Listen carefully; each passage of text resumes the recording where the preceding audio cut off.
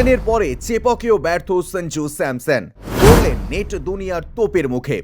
গত বছর বাংলাদেশের বিরুদ্ধে কেরিয়ারের প্রথম টি-20 শতরান করেছিলেন সঞ্জু। এরপর দক্ষিণ আফ্রিকার বিরুদ্ধেও দুইবার 3 অঙ্কের মাইলস্টোন পেরিয়েছিলেন তিনি।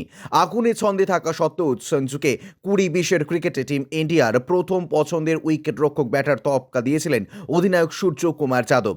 নতুন বছরের গোড়াতেও ইংল্যান্ডের বিরুদ্ধে ঈশান কিষান ঋষভ পান্তের বদলে তাকে অগ্রাধিকার দিয়েছিলেন নির্বাচকেরা। যশস্বী জয়সওয়াল শুভমান গিলদের আপাতত টি-20তে বিশ্রাম দিয়েছে বোর্ড। ফলে ইংল্যান্ড সিরিজে পছন্দের ওপেনিং স্লটে ব্যাটিংয়ের সুযোগ পেয়েছেন তিনি, কিন্তু ফর্ম ধরে রাখতে পারেননি তিনি। গত ম্যাচে আউট হয়েছিলেন 26 রান করে।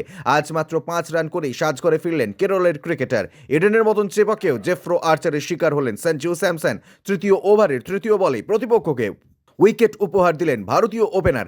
148 কিলোমিটার প্রতি ঘন্টা গতিতে অফ স্ট্যাম্পের বাইরে লাইনে শর্ট বল করেছিলেন ক্যারিবিয়ান ফাস্ট বোলার। পুল মারার ব্যর্থ করেছিলেন সঞ্জু। তার ব্যাটের ওপরের দিকে স্পর্শ করে বল আকাশে উঠে যায়। ডিপ স্কোয়ারে ক্যাচ ধরতে গিয়ে বিশেষ চ্যালেঞ্জের সম্মুখীন হতে হয় ব্রাইডন কার্সকে।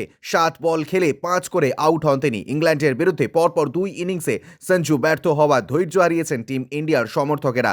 সোশ্যাল মিডিয়ায় তাঁরা আক্রমণ জানিয়েছেন ভারতীয় উইকেট রক্ষক ব্যাটারের উদ্দেশ্যে। 2-3টি ম্যাচে রান পেয়েছিল, সেগুলো আসলে ব্যতিক্রম। এবার আসল ফর্মে ফিরেছেও কটাক্ষ এক নেটিজনের। ব্যুরো রিপোর্ট, ইউজে নিউজ।